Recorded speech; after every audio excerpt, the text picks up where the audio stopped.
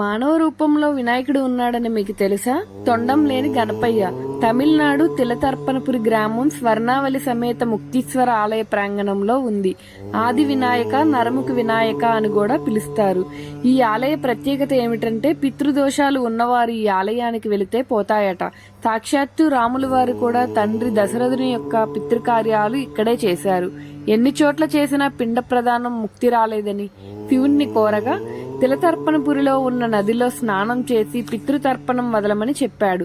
అప్పటి నుండి ఆ ఊరు తిలతర్పణపురిగా మారింది. 4 పిండాలు 4 లింగాలుగా మారి ఇక్కడ దర్శనమిస్తాయి.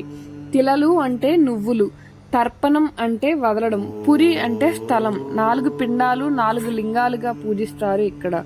దాన్నే తిలతర్పణపురిగా పిలుస్తారు. కాశీ, రామేశ్వరం, తిరువెంకాడు, శ్రీవాణ్యం, త్రివేణి సంగమం సమానంగా ప్రసిద్ధి చెందిన గుడి.